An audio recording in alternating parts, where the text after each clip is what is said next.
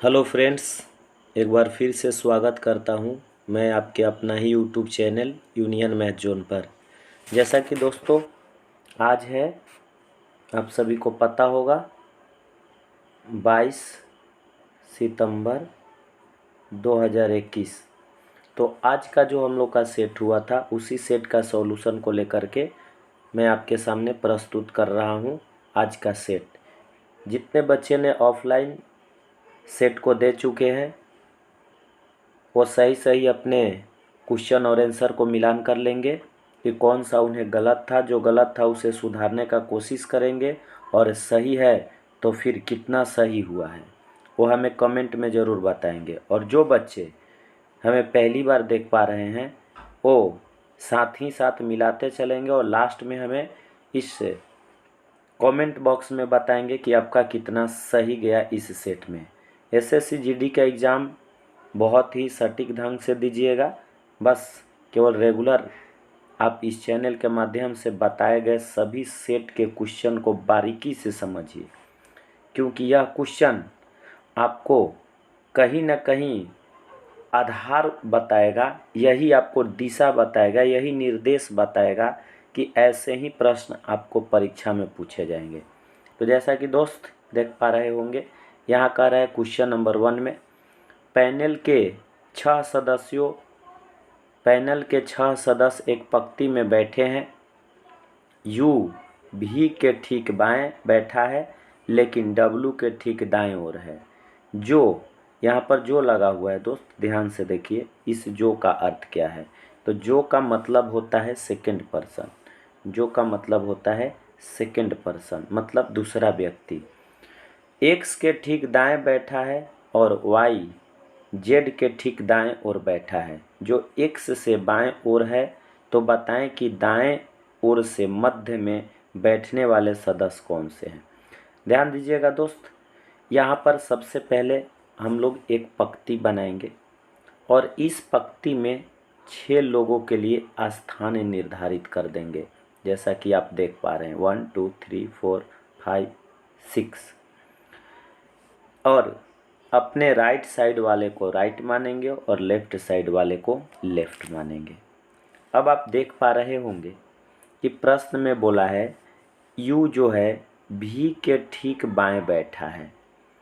You भी के ठीक बाएं बैठा है मतलब भी को जब हम लोग इधर रखेंगे तो ये इधर लेफ्ट के एंगल दिखा रहा है, तो इधर जो हो जाएगा यू हो जाएगा, आपका यहाँ पर यू हो जाएगा।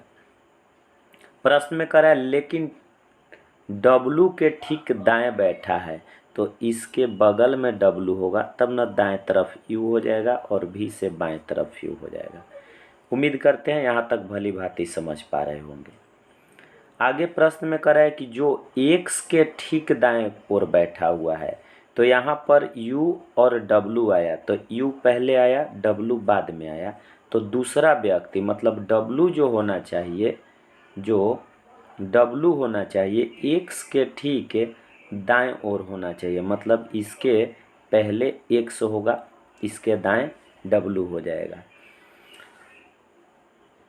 वाई जेड के ठीक दाएं बैठा है। अब जो वाई है जेड के दाएं है, मतलब वाई जो है जेड के दाएं है, तो जेड से पहले वाई हो जाएगा।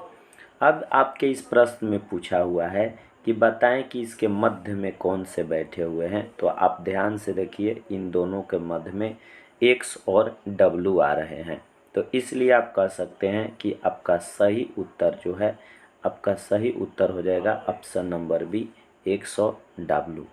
उम्मीद करते हैं दोस्त कि आप समझते चल रहे होंगे। देखते हैं नेक्स्ट क्वेश्चन को। तो आइए दोस्तों सेकंड क्वेश्चन की ओर हम लोग ध्यान देते हैं और देखते हैं सेकंड क्वेश्चन क्या कह रहा है। अब ध्यान से पढ़ेंगे। सेकंड क्वेश्चन में कह रहा है कि यदि हेल्थ को GSKZDG के रूप में लिखा जाता है तो उसी भाषा में नॉर्थ को किस रूप में लिखा जाएगा। तो अब ध्यान देंगे दोस्त, यहाँ पर क्या बता रहा है, पहले भली भांति ध्यान से समझने का कोशिश करेंगे। यहाँ जो सवाल है उसमें बोल रहा है, ये कोडिंग डिकोडिंग का सवाल है, तो हम लोग पहले चेक करेंगे मैंने पिछला क्लास में भी आपको बता चुका था कि जब भी कोडिंग डिकोडिंग का सवाल आए तो पहले श्रेणी को चेक कीजिए, सीरीज को चेक कीजिए कि किस अंतराल पर बढ़ते क्रम में है या घटते क्रम में है। तो आप ध्यान से देखेंगे, यहाँ पर आपको एच है और यहाँ जी है, तो एच ज़्यादा होता है, जी कम होता है। मतलब एच से जो है एक, यहाँ पर ध्यान दीजिएगा, कम है। मतलब एच से एक कम करने के बाद जी हो जाता है। उसी तरह टी से भी आप देखेंगे एस एक माइनस में है। उसी तरह एल से भी देखेंगे तो के एक माइनस में है। मतलब कि प्रत्येक जो अक्षर है एक कम कम करके लिखा गया है। ठीक उसी प्रकार से हम लोग, ठीक उसी प्रकार से नॉर्थ को अगर देखें तो एच से एक कम आपको जी हो जाएगा, एच से एक कम जी हो जाएगा।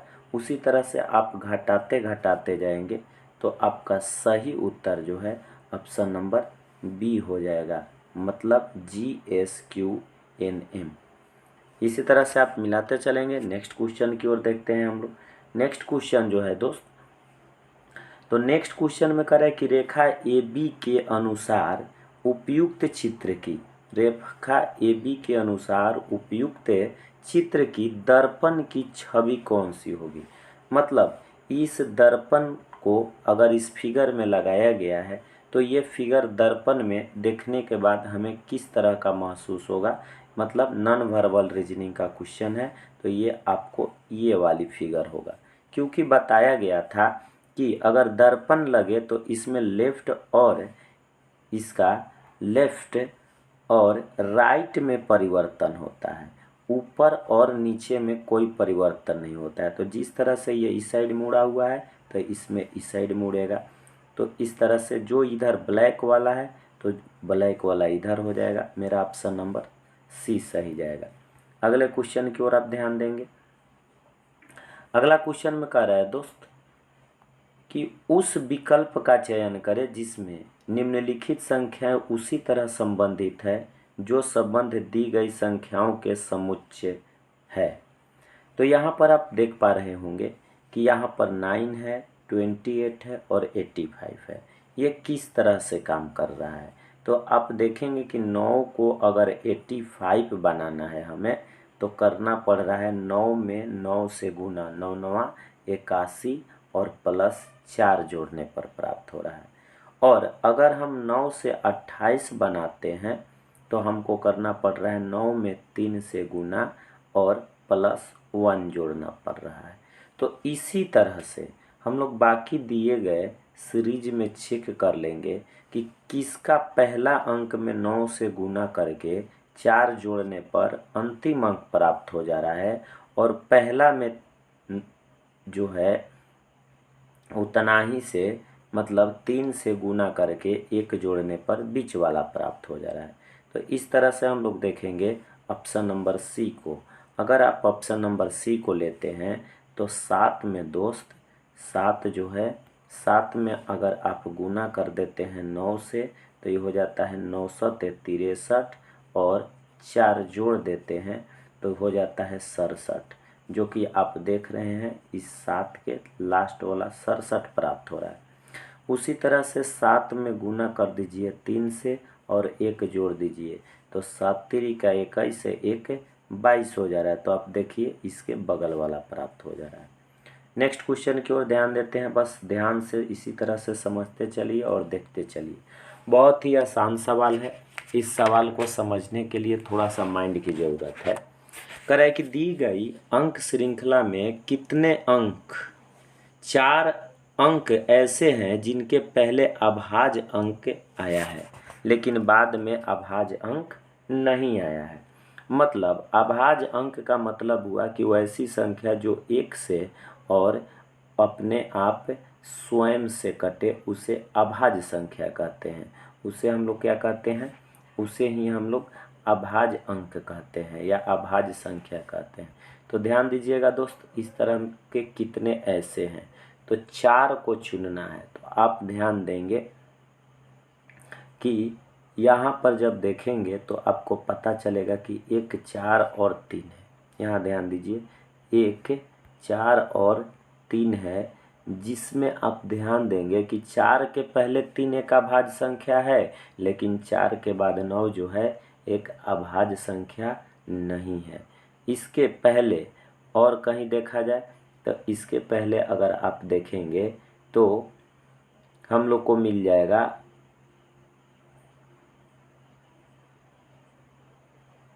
इसके पहले हम लोग को कहाँ मिल जाएगा, यहाँ देखिए एक मिल गया, एक यहाँ मिल गया आपको लास्ट में मिला।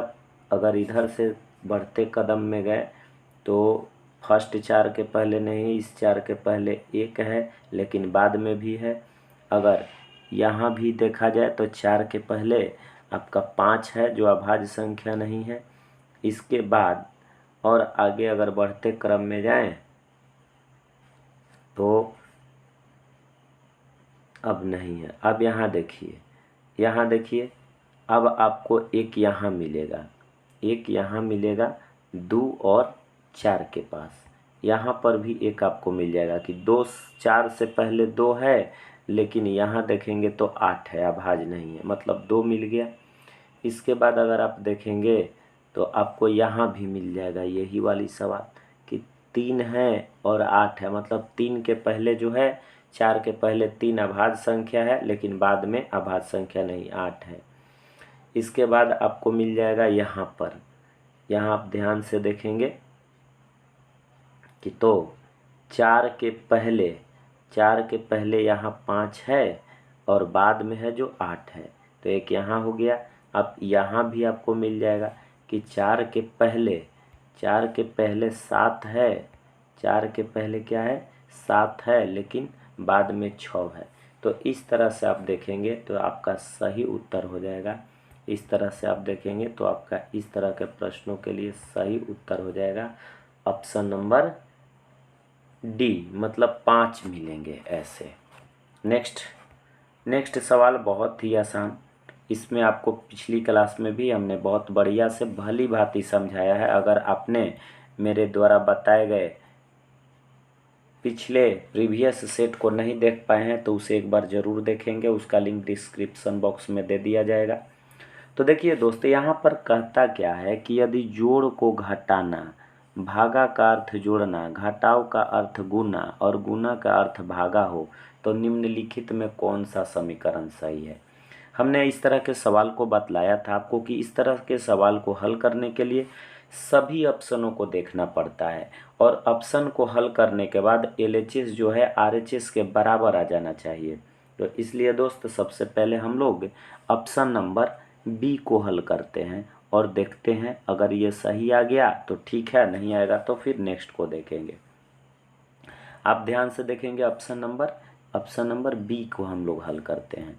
अगर ऑप्शन नंबर बी में सही आ गया तो अच्छी बात है, नहीं आया तो और अच्छी बात है। तो यहाँ हम लोग लिया दोस्त 8 और 8 के बाद कर रहा है भागा और भागा का अर्थ दे रहा है जोड़ना, ठीक है। उसके बाद 44 के बाद कर रहा है माइनस और यहाँ माइनस का अर्थ दे रहा है गुना, उसके बाद कर रहा है 5, और 5 के बाद दे रहा है आपका जोड़ और जोड़ का अर्थ दे रहा है घटाना, तो घटा देंगे कितना 25 और बराबर में दे रहा है 203। अब इस समीकरण को आप हल करेंगे तो LHS बराबर हो जाएगा RHS का, इसलिए ऑप्शन नंबर बी सही है, मतलब 203 बराबर 203 प्राप्त होगा। देखते हैं नेक्स्ट क्वेश्चन को। यहाँ पर क्वेश्चन नंबर 7 को ध्यान से देखा जाए। क्वेश्चन नंबर 7 में बोल रहा है कि प्रताप को ठीक ठीक याद है कि उसकी माता का जन्मदिन 23 अप्रैल से पहले लेकिन 19 अप्रैल के बाद। कहने का मतलब है दोस्तों कि 19 अप्रैल के बाद मतलब 19 को नहीं हो सकता है, उनकी माता का जन्मदिन 20 को हो सकता है, 21 को हो सकता है और 22 को हो सकता है, लेकिन 23 अप्रैल से पहले होगा तो 22 तक ही होगा। जबकि उसको बहन को ठीक ठीक याद है कि उसकी माता का जन्मदिन 22 अप्रैल या उसके बाद नहीं है। अब आप यहाँ ध्यान से देखेंगे, कह रहा है कि 22 अप्रैल या उसके बाद नहीं है, तो कह रहा है अप्रैल के किस निश्चित रूप से, अप्रैल के किस दिन निश्चित रूप से उसकी माता की जन्मदिन है। तो आप देखेंगे कि हम लोग के पास दो ही चीज़ बच जा रहा है, एक बच जा रहा है 21 और एक बच जा रहा है 20, यानी कि उनकी माता का जन्मदिन 20 या 21। ऑप्शन नंबर सी सही होगा। चलिए दोस्त, अगली सवाल की तरफ बढ़ते हैं और बस ध्यान लगाकर आप देखते रहें, एक एक कंसेप्ट आपका क्लियर होते चलेगा। क्वेश्चन नंबर 8 में क्या कह रहा है, ध्यान से देखिएगा। क्वेश्चन नंबर 8 में कह रहा है कि नीचे कुछ कथन और उसके निष्कर्ष दिए गए हैं, आपको इन कथनों को सच मानना है, भले ही वो सामान्य ज्ञात तथ्यों से भिन्न दिखते हों, और फिर यह तय करना है कि दिए गए कौन से निष्कर्ष इन कथनों का तार्किक रूप से पालन करते हैं। और यहाँ दिया हुआ है कुछ राजा रानियाँ हैं, जैसे यहाँ सबसे पहले हम लोग डायग्राम में राजा बनाएंगे, राजा के कुछ पार्ट रानी हैं, और कह रहा है कि जितनी भी रानियाँ हैं सब के सब सुंदर हैं। अब ध्यान से देखेंगे दोस्तों, यहाँ पर क्या बोला, कुछ भाग राजा है, मतलब हम लोग क्या करेंगे, राजा को कुछ भाग मान लेंगे, आर है, और इनके कुछ भाग रानियां हैं। पूरा राजा था, इनके कुछ भाग रानी हो गया, और सभी रानियां सुंदर है, सभी को सुंदर मान लिए। अब यहाँ पर आपको दो निष्कर्ष दिया, निष्कर्ष में बोला है कि सभी राजा सुंदर हैं। दोस्तों आप बताइए कि यहाँ पर तो सवाल में दिया कि जितनी भी रानियां हैं सभी के सभी सुंदर हैं, लेकिन ये राजा है तो राजा का कुछ ही भाग रानी है, तो सब सुंदर नहीं हो सकता है, मतलब निष्कर्ष पहला गलत है। उसके आगे क्या कर रहा है कि सभी रानियां राजा हैं, सभी रानियां कभी भी राजा नहीं हो सकती है, क्योंकि राजा के कुछ ही भाग रानी है, इसलिए हम लोग को दूसरा निष्कर्ष भी गलत है। तो इसलिए इसका सही उत्तर आपको हो सकता है कि या तो निष्कर्ष ए या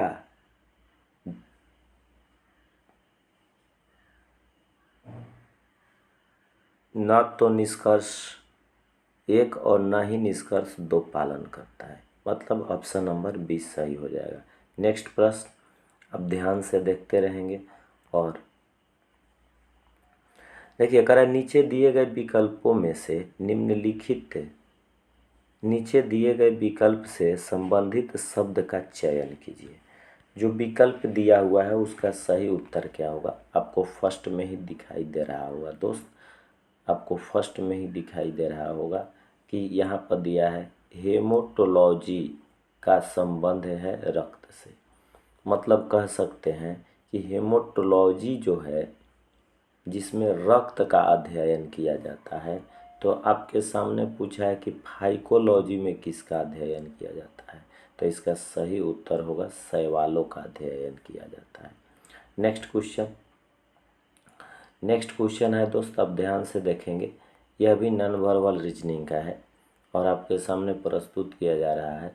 कह रहा है कि एक कागज के टुकड़े को मोड़कर पंच किया गया, जैसे कि नीचे दर्शाया गया है।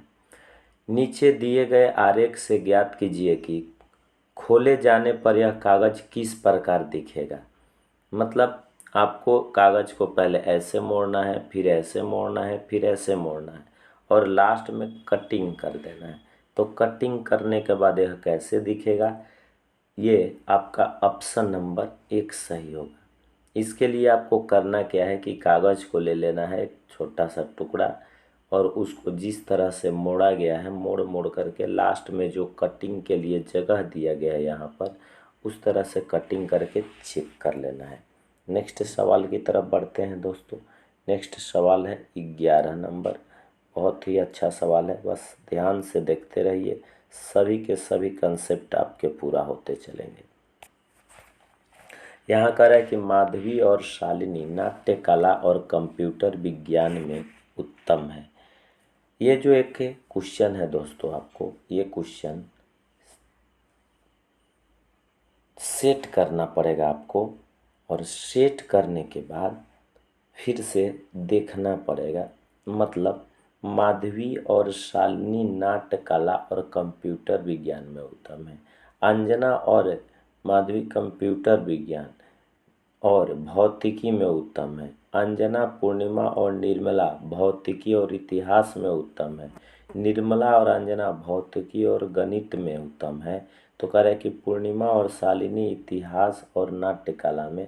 तो आपके आगे का सवाल क्या कह रहा है कि भौतिक, इतिहास और नाट्य कला में कौन उत्तम है। इसके लिए आप एक डायग्राम बना लेंगे। डायग्राम बनाने के बाद आप इसे सही सही निकाल पाएंगे। इसका सही उत्तर आ जाएगा ऑप्शन नंबर बी। नेक्स्ट सवाल है, विद्यार्थी की एक पंक्ति में राजू बाईं ओर से 7वें और मंजू दाईं ओर से 12वें हैं। तो सबसे पहले हम लोग एक पंक्ति बना लेंगे। आपको पता है कि इधर वाला को हम लोग राइट और इधर वाला को हम लोग लेफ्ट मानते हैं। तो ये कह क्या रहा है, जो राजू है बाईं ओर से 7वां, जो राजू है बाईं ओर से 7वां है, लेफ्ट से 7वां है। तो राजू को इधर से 7वां स्थान लेते हैं। मान लीजिए कि यहाँ पर राजू है और राजू है 7वें स्थान पर। मंजू दाईं ओर से 12वां, इधर से जब हम आते हैं तो यहाँ पर मंजू है और मंजू जो है दाईं ओर से 12 स्थान पर है। दोनों अपना स्थान अदला बदली कर ले, यानी मंजू के स्थान पर राजू आ जाए और राजू के स्थान पर मंजू आ जाए। तो राजू बाईं ओर से 22वां हो जाता है। जो पहले 7 पर था अब यहाँ आया तो यही व्यक्ति 22 हो गया। तो हम लोग दोस्तों भली भांति पढ़ चुके हैं रैंकिंग वाले चैप्टर में कि जब इस तरह के सवाल आए तो पहले कुल विद्यार्थियों की संख्या ज्ञात करेंगे। और कुल विद्यार्थियों की संख्या के लिए यहाँ पर ध्यान दीजिएगा, दाएं और बाएं वाला को जोड़कर एक घटा देंगे। तो जब अब 12 और 22 को जोड़कर एक घटाएंगे तो 12 और 22 34 माइनस 1 बराबर हो जाएगा आपको यहाँ पर बराबर आपको 33 लोग मिलेगा। तो प्रश्न में पूछा हुआ है कि कुल विद्यार्थियों की संख्या कितनी थी, तो आप आराम से 33 ऑप्शन सी को टिक कर सकते हैं। अगली सवाल की ओर बढ़ते हैं दोस्तों, ध्यान दीजिएगा। सवाल बहुत ही अच्छा है। इसी तरह के सवाल आपके जीडी एग्जाम में पूछे जाएंगे, ऐसा अनुभव किया जा रहा है। 13 नंबर सवाल, W बराबर 46, CAT बराबर 48 है तो आप SALE को किस रूप में कोडबद्ध करेंगे। मतलब अब आपको पता लगाना है कि यहाँ दिया हुआ है दोस्त W का मतलब 46, W का मतलब दिया हुआ है 46। तो ये 46 कैसे आया, तो आप ध्यान से देखेंगे कि 23 और गुना 2, 23 दूना क्या हो गया 46, क्योंकि W जो है 23 पर आता है। W कितना पर आता है, W 23 पर आता है। तो आप कह सकते हैं W 23 पर आता है, तो आप कह सकते हैं कि 23 में जब 2 से हम गुना करेंगे तो मेरा 46 प्राप्त होगा। उसी तरह से CAT का मतलब बता रहा है 48, तो CAT मतलब C आता है 3 पर, 1 पर 1 और T 20 आता है। अब क्या करेंगे कि सभी को जोड़ लेंगे। तो जब जोड़ेंगे दोस्त तो यहाँ पर पता चलेगा, अब ध्यान से देखिए, 3 1 4, 4 और 20 24, और 24 में जब 2 से गुना कर रहे हैं तो मेरा आ जा रहा है 48। लेकिन उसी तरह से सेल के बारे में हम लोग को पता करना है। तो बस कुछ नहीं करना है, ध्यान दीजिएगा। एस कितना पर आता है, तो एस 19 पर जोड़ ए 1 पर जोड़ एल 12 पर, एल आएगा 12 पर और जोड़ उसके बाद ई हो जाएगा 5। अब इस सबको जब जोड़ेंगे तो जोड़ने के बाद हम लोग का हो जाएगा,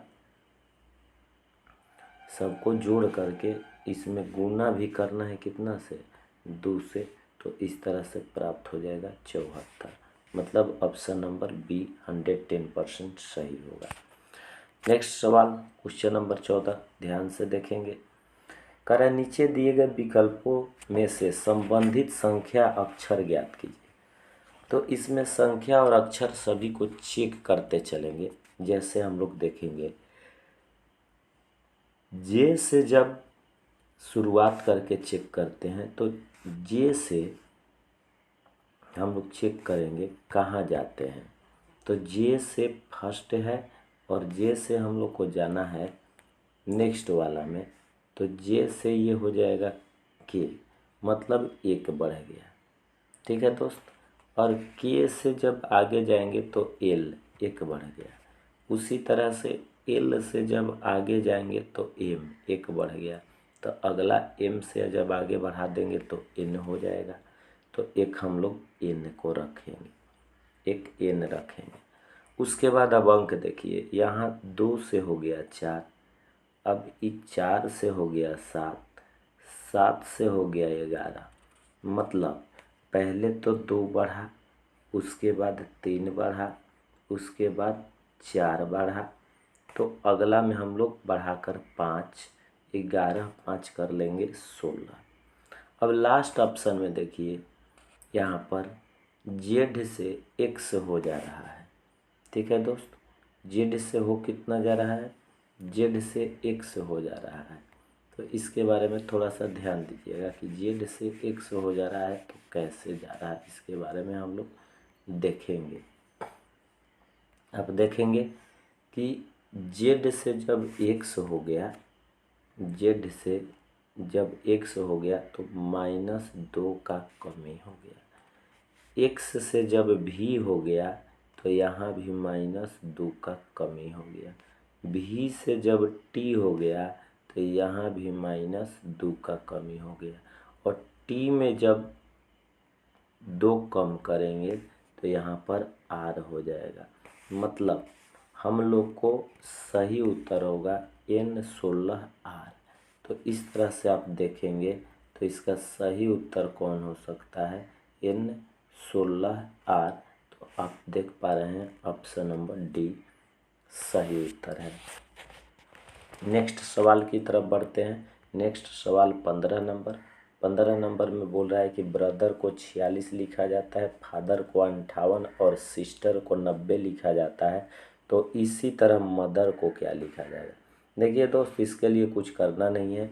जो जो लेटर दिया हुआ है, जैसे बी है, आर है, ओ है, टी है, एच है, ई है, आर है, सबके दिए गए अल्फ़ाबेट के स्थानीय मान को रखेंगे। जैसे बी 2 पर आता है, आर 18 पर आता है, और सबको जोड़ देंगे तो हम लोग को प्राप्त ही कितना होता है दोस्त, 46 होता है।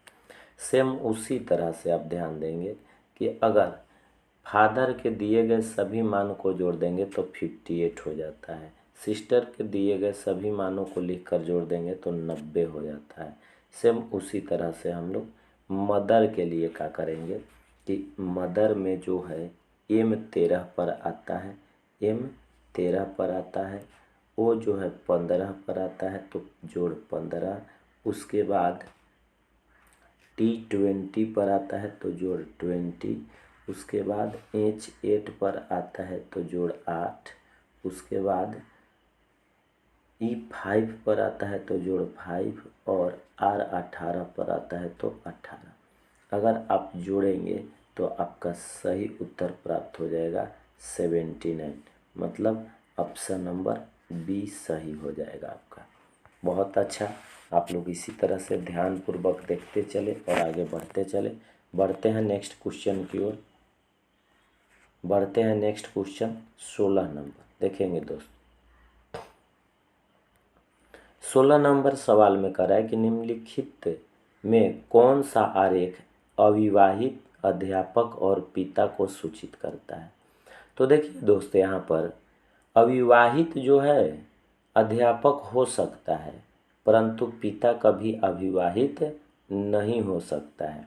इसलिए यह जो है ऑप्शन नंबर 1 को फॉलो करेगा, क्योंकि अध्यापक अविवाहित हो सकता है लेकिन पिता विवाहित नहीं हो सकता। जब पिता लग गया तो वो विवाहित ही होंगे। नेक्स्ट सवाल 17 नंबर की ओर हम लोग ध्यान देते हैं। 17 नंबर में करें कि उस विकल्प का चयन करें जो तीसरे पद से उसी प्रकार संबंधित है जिस प्रकार दूसरा पद पहले पद से संबंधित है। बहुत बढ़िया क्वेश्चन, बहुत अच्छा शानदार प्रश्न। इसके लिए हम लोग क्या करेंगे कि जिस तरह से आप देख पा रहे हैं स्पोर्ट्स के सभी मानों को रख कर जोड़ेंगे तो 214 हो जाता है। उसी तरह से सोशल के सभी मानों को रख करके आप उसमें 2 से मल्टीप्लाई करने पर स्पोर्ट्स के सभी मानों को रख कर उसको जोड़ करके 2 से गुना करने पर 214 हो जाता है। उसी तरह से सोशल के सभी मानों को रख कर उसमें 2 से अगर मल्टीप्लाई कर दिया जाए तो हम लोग को प्राप्त होगा फ्रेंड्स 118।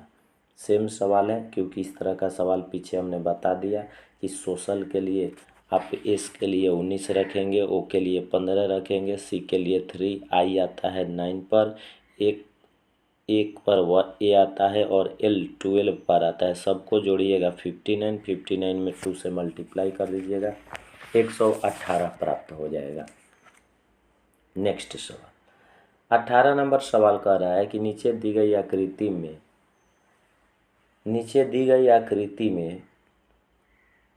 में आने वाली अगली आकृति का चयन कीजिए। नॉन वर्बल का रीजनिंग है दोस्त।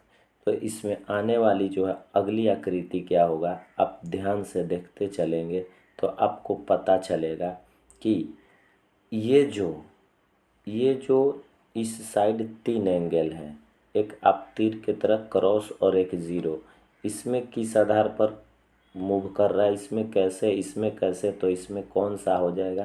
तो आपका सही उत्तर हो जाएगा ऑप्शन नंबर 1, क्योंकि इसके घूमने की तरीका देखा जाता है कि क्लॉक वाइज या एंटी क्लॉक वाइज है। तो इसमें आप देख पा रहे हैं कि ये जो फिगर है आपको हमेशा ये फिगर जो है आपका हमेशा किस डायरेक्शन में घूमते जा रहा है और उसके बाद अगली डायरेक्शन क्या होगा। नेक्स्ट सवाल 19 नंबर सवाल में को उस विकल्प का चयन करें जो तीसरे पद से उसी प्रकार संबंधित है जिस प्रकार दूसरा पद पहले पद से संबंधित है।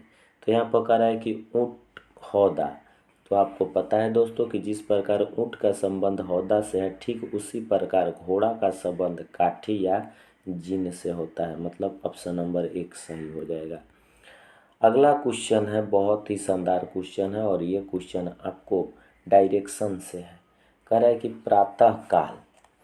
प्रातःकाल सूर्योदय के बाद किरण सड़क पर खड़ी थी। नर्मदा जो विपरीत दिशा से किरण की ओर आ रही थी ने देखा कि किरण की परछाई नर्मदा के बाईं ओर गिरती है। तो हमने आपको बताया था दोस्त कि इस स्थिति में पहले आप सूर्य को ले लेंगे और इस सूर्य से आप इनको सूर्योदय है तो पूरब दिशा की ओर मानेंगे और वस्तु को इस स्थिति में ऊपर और नीचे के क्रम में रखा जाता है। मतलब ऊपर या तो किरण भी हो सकती है, नहीं तो नर्मदा भी हो सकती है। नीचे नहीं तो नर्मदा नीचे भी हो सकती है और या तो किरण भी हो सकती है। लेकिन सवाल मेरा पकड़ने का सही आंसर, सटीक आंसर कहाँ से मिलेगा कि उसका सही आंसर मिल जाए। तो आप इस लाइन को देखिए, किरण की परछाई नर्मदा के बाईं ओर बनती है। तो बाईं ओर किधर होगा आप ध्यान देंगे तो बाईं नर्मदा के होने के लिए जब भी परछाई बनेगा तो सूर्य इधर से है तो इधर से तो प्रकाश जा रहा है, तो परछाई उल्टा दिशा में बनेगा जब यहाँ वस्तु खड़ा रहेंगे। तो अब इधर से बाईं किसका हो रहा है, उसके लिए हम लोग ध्यान से देखेंगे, ठीक है ना। तो बाईं होने के लिए आप देखेंगे कि नर्मदा के बाईं हाथ की ओर होना चाहिए। तो नर्मदा नीचे रहेगी तब इसकी परछाई इधर बायां होगा, इधर दायां होगा। तो दाएं तो हो नहीं सकता क्योंकि दाएं से सूरज का प्रकाश जा रहा है, तो बायां इधर होगा। तो ऊपर यहाँ से ये किरण हटेगी तो यह यहाँ से नर्मदा हटेगी तो किरण हो जाएगी। तो ये सवाल में पूछा हुआ है कि किरण का मुख किधर है, तो किरण का मुख ऊपर है तो नीचे की तरफ होगा। और आप सभी भली बात ही जानते हैं कि नीचे वाले को डायरेक्शन में हम लोग उत्तर कहते हैं, इसलिए ऑप्शन नंबर डी आपका सही हो जाएगा। अगली सवाल जो है आपको दिए गए विकल्प में लुप्त पद की संख्या ज्ञात करना है कि लुप्त पद क्या हो सकता है। 21 नंबर सवाल बहुत बढ़िया सवाल है, बस ध्यान से देखिए। तो इसमें कह रहा है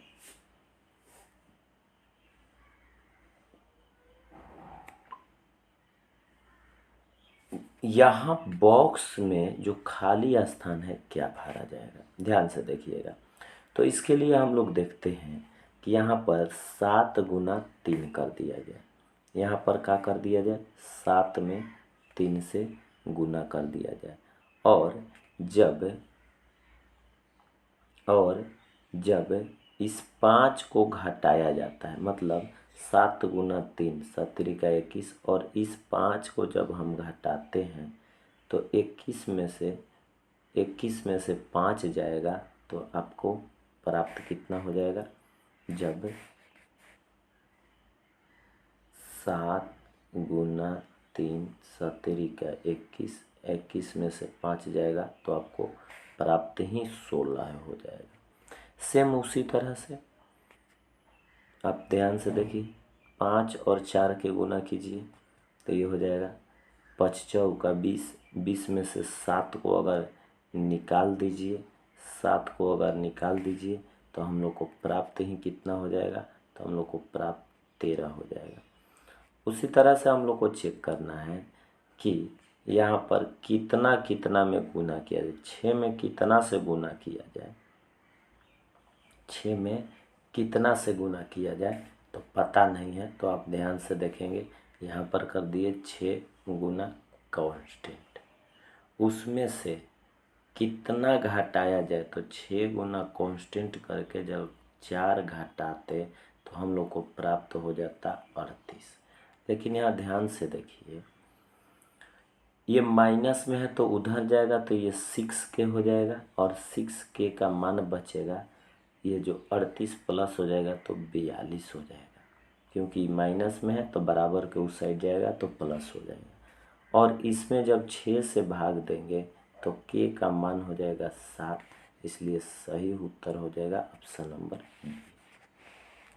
अगली सवाल 22 नंबर की ओर बढ़ते हैं हम लोग। 22 नंबर सवाल में कह रहा है कि एक जो आकृति है, आकृति में ए और बी में एक निश्चित संबंध है। आकृतियों में से एक ऐसी आकृति का चयन करें जो आकृति डी के प्रश्न चिन्ह के स्थान पर रखने पर आकृति सी और डी में वही संबंध स्थापित हो जाए। तो इसके लिए ऑप्शन नंबर हो जाएगा हम लोग का डी सही हो जाएगा। इस आकृति को रखेंगे तो संबंध सेम टू सेम आ जाएगा। क्वेश्चन नंबर 23 में है दोस्तों, ध्यान से आप देखेंगे। 23 में है कि विकल्प में से विषम को चुनिए। इसमें से विषम कौन है। आपको दिया हुआ है टिटनस, निमोनिया, क्षय रोग और यकृत शोथ।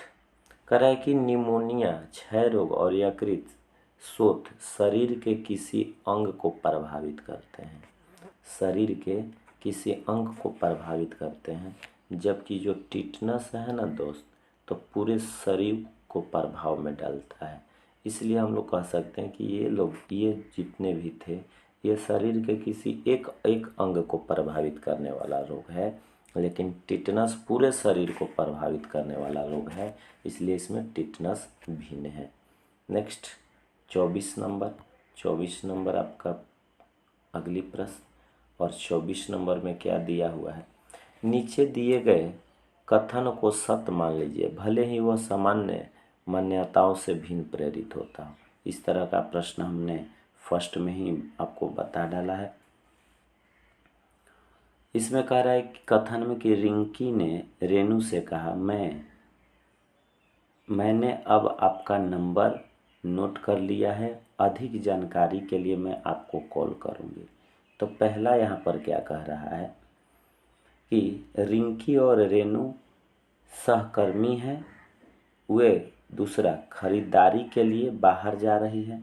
तो यहाँ पर आपका दोस्त दोनों सही हो सकता है, इसलिए ऑप्शन नंबर आप करेंगे इसका ऑप्शन नंबर डी सही कर सकते हैं। इसका ऑप्शन नंबर डी है। नेक्स्ट 25 में कह रहा है कि दी गई उत्तर आकृति में से उस उत्तर आकृति को चुनिए जिसमें प्रश्न आकृति निहित हो, मतलब किसमें y बन जाएगा, उसको आपको चुनना है। तो y बनाने के लिए दोस्त आप देख रहे हैं कि यहाँ पर जो ये घन है, इसमें देखा जाए तो यहाँ ये बीच से ऐसे y बन रहा है। आप ध्यान से नज़र से देखिए, इसलिए उत्तर इसका 20 सही हो जाएगा। उम्मीद करते हैं कि यहाँ तक आप सही 25 रीजनिंग को ध्यान से देखे होंगे और समझे होंगे। आगे के सवाल को हम लोग देख लेते हैं। अगली सवाल बहुत ही इजी सवाल है, बस यहाँ से उत्तर देते जाना है क्योंकि ये जीके जीएस के क्वेश्चन है। 26 नंबर में करें कि इंसुलिन निम्नलिखित में से मनुष्य के किस अंग से निकलता है। तो आप ध्यान दीजिएगा, इसका सही उत्तर हो जाएगा option number A. Next question, पेचिश रोग के लिए उत्तरदायी प्रोटोजोआ है। पेचिश रोग के लिए कौन सा प्रोटोजोआ उत्तरदायी है? तो इसका भी सही उत्तर हो जाएगा दोस्त, ध्यान देंगे ऑप्शन नंबर ए। 28 नंबर, निम्नलिखित में कौन विषाणु के द्वारा होने वाली बीमारी है? तो इसका सही उत्तर हो जाएगा विषाणु के द्वारा होने वाली बीमारी है ऑप्शन नंबर सी, मतलब पोलियो। नेक्स्ट आप ध्यान से देखते चलिए। 29 नंबर, निम्नलिखित में से सबसे कम समय तक कौन सा विद्रोह चला? तो ये आपका हो जाएगा पाबना विद्रोह, option number D. Next question, भगवान बुद्ध ने अपना प्रथम उपदेश कहाँ दिया था? तो आप सभी को भली भांति पता होगा कि भगवान बुद्ध ने प्रथम उपदेश सारनाथ में दिया था। नेक्स्ट 31 नंबर कह रहा है कि पोर्टलैंड सीमेंट के प्रमुख संघटकों में शामिल है। तो पोर्टलैंड में जो होता है दोस्त, आपको लाइम होता है, सिलिका और एल्यूमिना होता है, मतलब ऑप्शन नंबर सी सही है। नेक्स्ट अगली सवाल, और अगली सवाल की तरफ हम लोग ध्यान देते हैं। Question number 32। क्वेश्चन नंबर 32 में कह रहा है C3OH किसका रासायनिक है? तो रासायनिक सूत्र ये जो है मेथिल एल्कोहल का है। नेक्स्ट, किस राज्य में विधानसभा में कम से कम कितने सदस्य हो सकते हैं? तो किसी राज्य में विधानसभा में कम से कम 60 सदस्य हो सकते हैं। कम से कम कितने सदस्य? 60 सदस्य। इसलिए कह सकते हैं कि ऑप्शन नंबर 1 सही है। 34 नंबर, आगे की प्रश्न को हम लोग देखते हैं। 34 नंबर सवाल,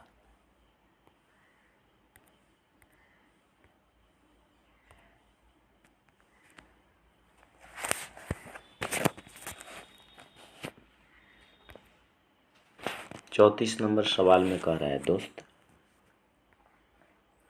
थोक मूल्य सूची की परिकलन के लिए वर्तमान आधार वर्ष। तो इसका हो जाएगा आपका सही उत्तर ऑप्शन नंबर 1, मतलब 1993 से 94।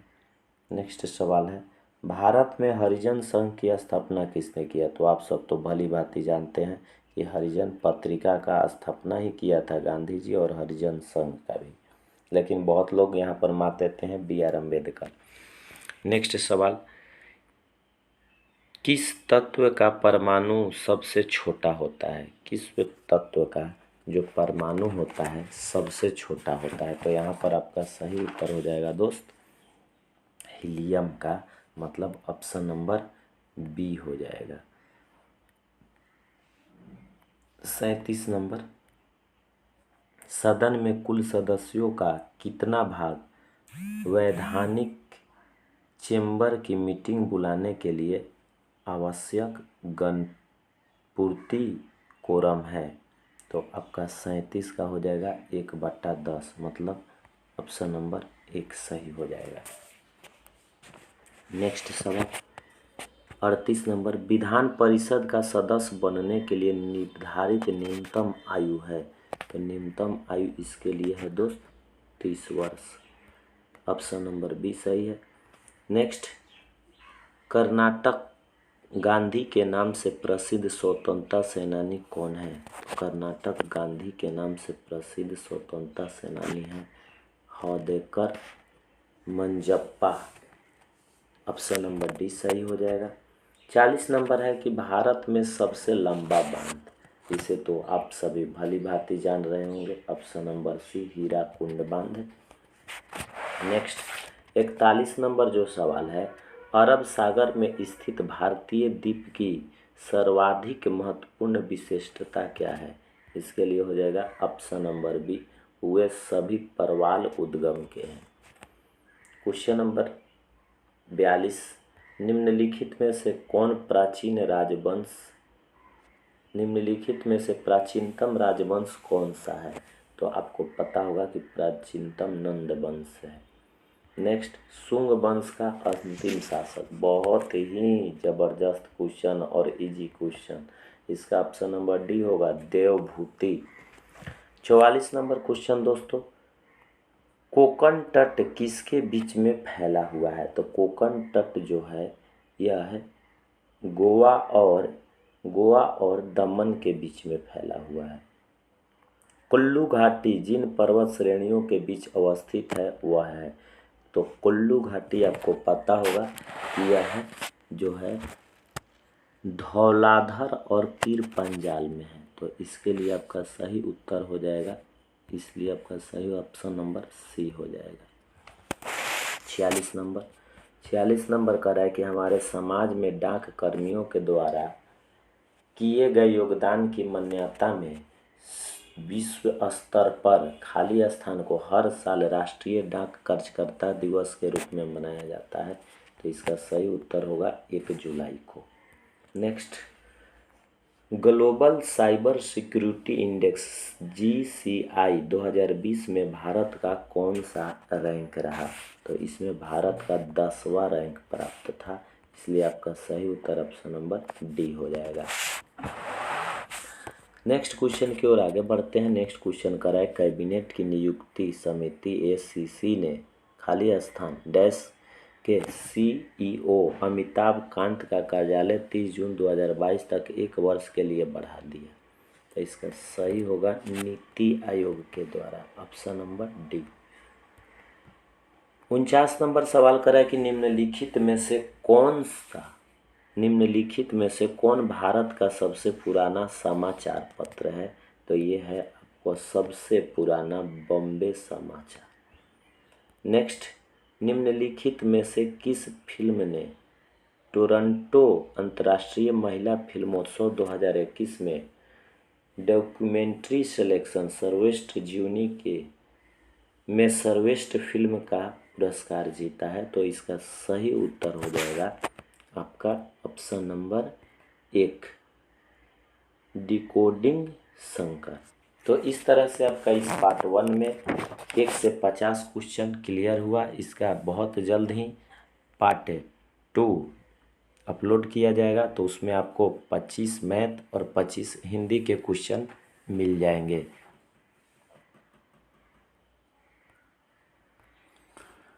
आपका अगला 76 से 79 तक रिक्त स्थानों को भरने के लिए उपयुक्त शब्दों का चयन करना है दोस्त। यहाँ से आपका 25 नंबर का हिंदी का जो सवाल है वो सवाल शुरू होता है, तो आप ध्यान से मिलाते चलेंगे, देखते चलेंगे कि कैसे कैसे सवाल बनते हैं। 76 में है कि मुझे विश्वास है कि अच्छे जरूर आएंगे। तो आप जानते हैं कि अच्छे सुबह रात दोपहर नहीं, अच्छे दिन जरूर आएंगे, मतलब ऑप्शन नंबर 20 सही है। नेक्स्ट सवाल अब यहाँ देखते चलेंगे। कह रहा है कि दर्जी कपड़े हैं, खाली स्थान में बढ़ना है। तो दर्जी कपड़े को क्या करता है? बुनता है, धुनता है, धोता है या सिलता है? तो आप कहेंगे कि दर्जी कपड़े सिलता है। नेक्स्ट, मनुष्य आभूषण की बढ़ाते हैं, प्रेम, शोभा, तेज, शक्ति। तो आप यहाँ पर देखेंगे कि मनुष्य जो है आभूषण मनुष्य की शोभा को बढ़ाता है, मतलब ऑप्शन नंबर बी सही हो जाएगा। अगली सवाल है कि उसने से पत्र लिखा। किससे पत्र लिखा भाई? मोबाइल से पत्र लिखा, कलम से लिखा, कागज से लिखा। तो आप किताब से लिखा तो कह सकते हैं कि उसने पत्र लिखेगा तो कलम से लिखेगा। अगली सवाल है, कह रहा है कि नीचे दिए गए मुहावरे का सही अर्थ क्या होगा? तो गाढ़े मुर्दे को उखाड़ना। तो गाढ़े मुर्दे के उखाड़ना का मतलब होता है दोस्त कि पुरानी बात को उठा देना, पुरानी से पुरानी बातों को फिर से निकाल देना। अगली है 81 नंबर, तेल निकालना। तो तेल निकालना का मतलब होता है कम काम करना। तेल निकालना का मतलब आदमी नहीं कहता है कि देखो ना, एक ही कमवा में बहुत देर से लगा हुआ, लग रहा है कि उसका तेल निकाल देना, काम नहीं कर रहा है, बस एक ही में धीरे धीरे धीरे टाइम पास कर रहा है। अगली सवाल देखेंगे 82 से 84 नंबर। इसमें क्या कर रहा है कि दिए गए वाक्यों में रेखांकित खंड को प्रतिस्थापित करने के लिए उपयुक्त विकल्प का चयन कीजिए। 82 नंबर में कह रहा है कि जब वह मुझसे मिलती थी तब मेरे चरणों को छूने का प्रयास करती थी। तो इसमें कह रहा है कि रेखांकित जो है उस विकल्प का चयन कीजिए। तो यहाँ पर छूने का है, तो यहाँ पर आप लिख सकते हैं कि चरण छूने का प्रयास करती थी, मतलब कि ऑप्शन नंबर सी हो जाएगा। नेक्स्ट प्रश्न 83 नंबर, हम जो भी कार्य करें वह सावधानी पूर्वकता होना चाहिए। तो इसमें आपका हो जाएगा कि सावधानी पूर्वक होना चाहिए, मतलब जो भी कार्य करें सावधानी पूर्वक होना चाहिए, मतलब ऑप्शन नंबर डी सही है। नेक्स्ट, जिस दिन मैं उस संत से मिली उनके वाणी से मैं प्रभावित हो गई, मतलब उनकी वाणी से। तो यहाँ पर सही है ऑप्शन नंबर सी, उनकी वाणी से। अगला सवाल 85 से 86 दिए गए शब्द का सही पर्यायवाची शब्द। तो पर्यायवाची शब्द का मतलब होता है कि उसी का और नाम। तो 85 नंबर बहुत इजी है, रात्रि का पर्यायवाची शब्द ही होता है रजनी। सरस्वती, सरस्वती का पर्यायवाची शब्द हम लोग कहते हैं सरस्वती, शारदा माता। आप लोग ध्यान देते होंगे सरस्वती पूजा जब मनाते होंगे उस समय सरस्वती के अलग अलग नामों से पुकारा जाता है। अगला है, नीचे दिए गए उपयुक्त विकल्पों में से सही। अब विलोम शब्द, विलोम का मतलब उल्टा, जैसे कि यहाँ पर प्रवेश लिखा हुआ है तो प्रवेश से करके उल्टा निकास करेगा, ऑप्शन बी सही हो जाएगा। यहाँ पर देखिए उत्तम लिखा हुआ है तो उत्तम का पर्यायवाची शब्द जो होता है अधम होता है। उसके बाद देखेंगे 89 से 91 दिए गए वाक्यों का वह भाग ज्ञात कीजिए जिसमें कोई त्रुटि हो। जैसे उद्योग धंधों के विस्तार से वृक्षों की संख्या से निरंतर गिरावट आ रही है। तो यहाँ पर जो है आपको वृक्षों की संख्या से मतलब जो ऑप्शन नंबर बी है वो सही हो जाएगा। 90 नंबर का रहा है, निश्चल और सरल बचपन की खुशियाँ चेहरे पर तैर रहा है।